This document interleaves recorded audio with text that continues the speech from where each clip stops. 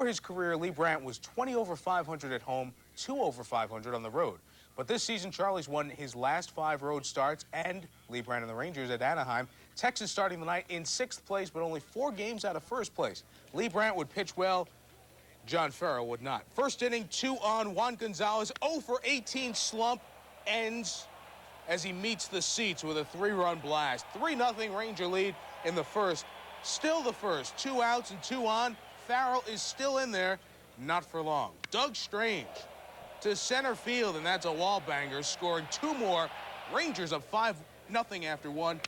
In control most of the rest of the way. Gary DiSarcina, the great pick there, and the Rangers hang on to win 6-5. It got scary in the 9th. Henke comes on for the save. Farrell has lost his last 5 decisions. To the Kingdome for the Royals and the Mariners and Junior, with the M's up 3-1 in the 6th off of Billy Brewer. That is absolutely gone.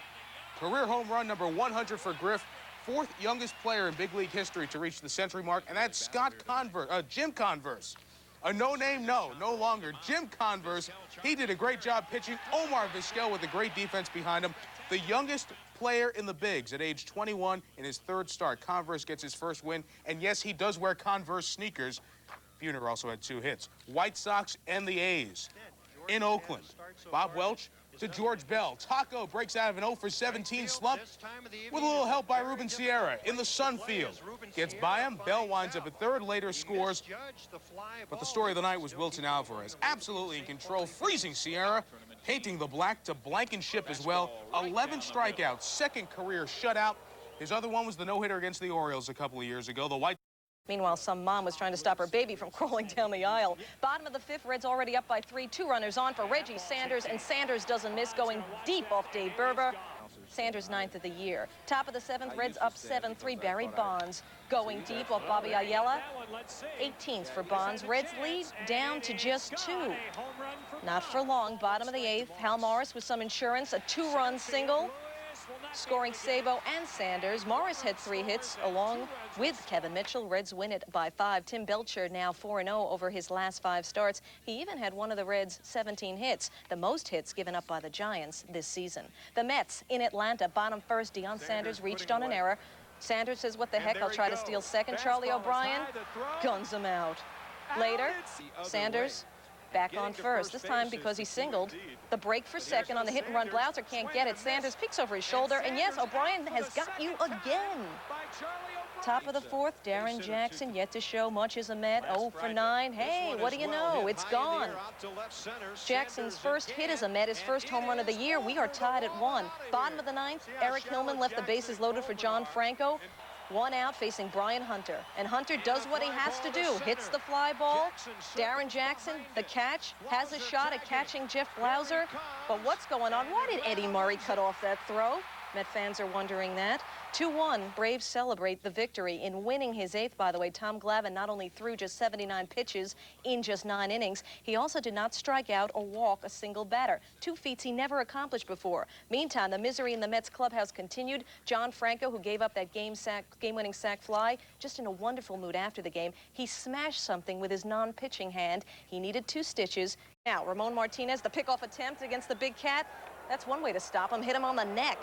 That didn't stop him. He was safe and hung in there. On the next pitch, Galarraga, after getting his 4th hit, heads to 2nd. Jody Reed applying the tag. Galarraga greets Reed, spikes up. Reed left with an elbow contusion. Next pitch, Ramon Martinez decides to plunk Charlie Hayes. And yes, the festivities begin. And I mean, look at Ramon. He's smart. He's a string bean. Of course he's running away from Hayes. Hayes had to be restrained by Eric Gregg. As a matter of fact, everyone had to be restrained by Eric Gregg. Look at Strawberry. I thought he had a bad back.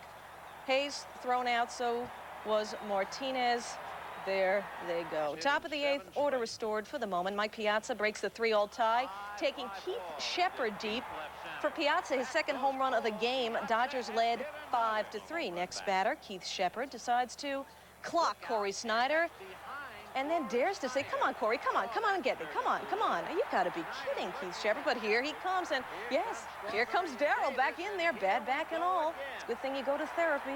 That's bad back therapy. Anyway, here we go. Shepard thrown out. Don Baylor had to be thrown out for the 2nd straight game. What a great game baseball is. Bottom 9, 12-4 Dodgers suddenly. The only suspense, will Galarraga get the record-tying hit? I'm afraid not. 12-4 the final, though. Dodgers win, lost in that lunacy. Galarraga raising his batting average to .435, so he officially leads the majors in hitting. Against Boston in the Bronx, down 1-0, and Scott Cooper says down 4-0.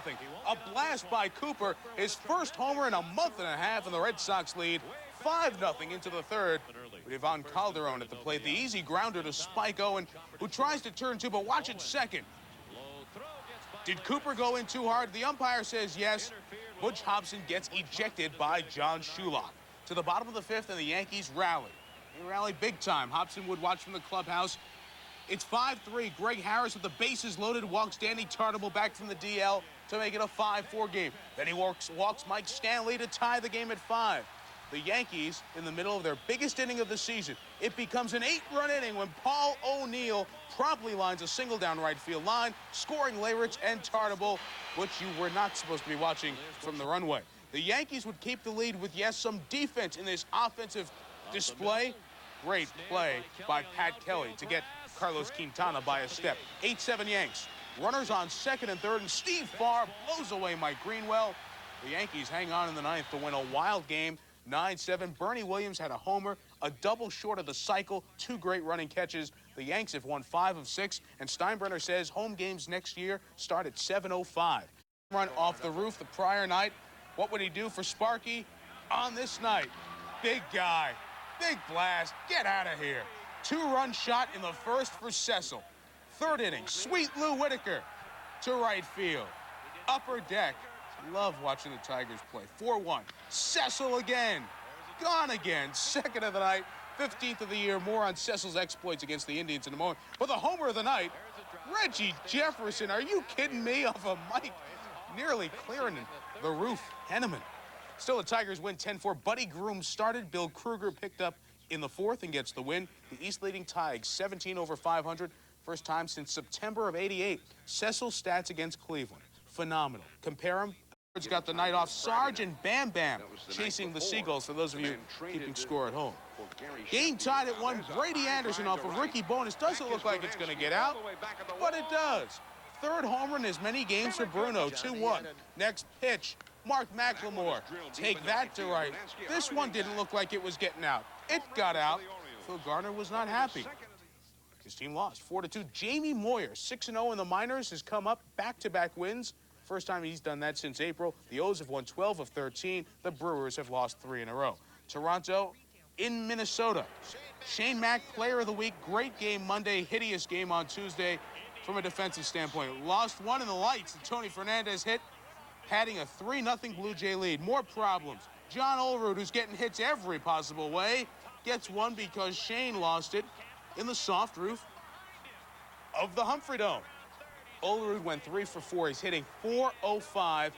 And Mack, after a great game Monday with a couple of triples and some great defensive plays, nowhere to hide on Tuesday. Guzman 8 strong as the Jays win by 3. Just the Jays' second win in 7 games. They're tied with the Yanks. 9-0. No Philly had done that since Grover Cleveland Alexander.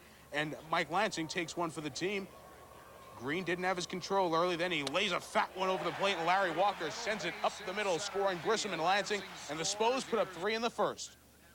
The lead cut to 3-2 in the third. Kim Batiste still filling in for Dave Hollins, who had successful surgery on his wrist. He's out 4 to 6 weeks. But Batiste keeps hitting. Eisenreich scores, game tied at 3. Bottom 5, Expos up 1. And holy Moises Alou doubles to left.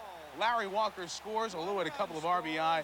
And there goes the season without a loss. 5-4 Spos in the 6th. Sean Berry, a terrific play at third. Berry and Lansing, outstanding defense. Montreal wins by 4. West Chamberlain left this game with a pulled hamstring. Collarbone. Bottom of the third, no score. Steve Cook in trouble against Bernard Gilkey.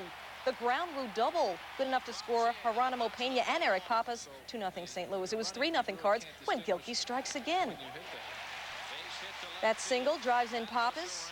Gilkey, a career high, ties it, 4 RBIs. Gilkey looking like a cleanup hitter in the leadoff spot, leading the Cards to the victory. He's got 18 RBIs in 34 games there. The Pirates, who started 5 rookies, suffered their 8th straight road loss. Meanwhile, the Cubs shutting out the Marlins 3-zip. Randy Myers saved Frank Castillo's second win. For Myers, he joins only Rich Gossage as the only pitcher since '69, when saves became official, to record 20 saves with 4 different teams. The Padres in Houston. Fred McGriff, the subject of daily trade rumors, makes the nice catch over the railing. In the second, no score. That's until McGriff went to work. What a shot off Pete Harnish. Eric Anthony, no, has no chance. Big Fred, flaking it out for a triple. He later scored on a Phil Plantier single. In the 8th, it was 2-0 San Diego. McGriff again, this time against Xavier Hernandez. This one he's not going to have to run out. That's gone. 14th home run of the year for McGriff, sending Houston to their 5th straight loss. The final, 3-0. McGriff averaging 34 homers over the last 5 seasons. That's the most in the majors. Phil Plantier's 3 hits, 2 RBIs helped make a winner out of Wally Whitehurst.